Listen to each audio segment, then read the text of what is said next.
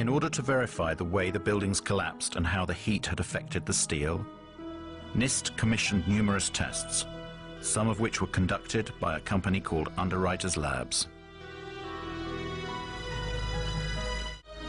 And Kevin Ryan, he's the former employee from Underwriters Laboratories who challenged the NIST report and went public with it. And within a week, he was fired from his job. We did test the floor models in August of 2004. And those tests disproved the primary theory behind the collapses of buildings. It was called the pancake theory. The floors would collapse upon each other into a stack of pancakes, and then the columns were no longer supported and the columns would fall apart. Well, the floor models didn't collapse in the tests, and these were in furnaces, testing furnaces, much hotter temperature, longer periods of time. They still didn't collapse. So a few months later, the government put out an update on their report. And they stated not only that the floors did not collapse, but they had done tests on the few samples they had saved from the fire zones. And those tests proved that the temperatures were very low.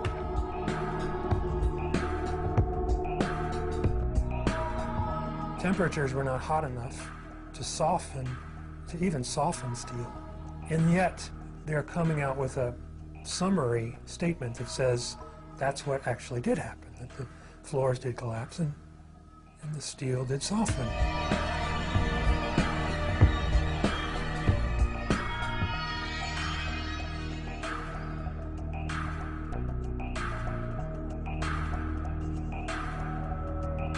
So they either downplayed those results or ignored those results, and they ended up putting it all in a computer.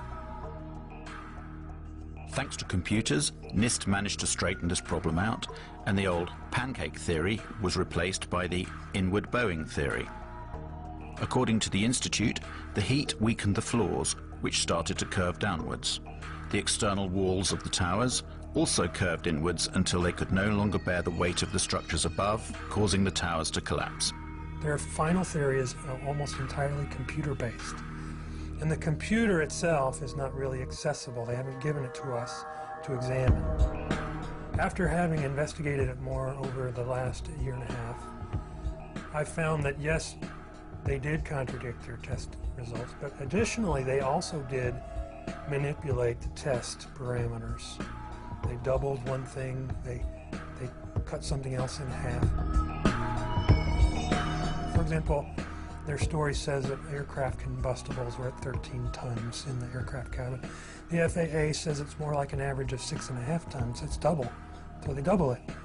They double the time that their computer model exposes columns to fire, 90 minutes instead of what we know is 45 or 50 minutes in both of the buildings, actually. So they double it. They cut something else in half. They double it. One of the things that particularly struck me was the incredible speed with which the towers came down. There was something truly inexplicable about the speed of the collapse. If we dropped a weight from a height of around 400 meters, which was the height of the towers, the time it would take to reach the ground, supposing that there was not even any air resistance to slow down the speed of the fall, would take approximately 9 seconds. Took about 8 or 10 seconds for the whole tower just to go straight down. The impact was at about 2/3 of the way up the tower.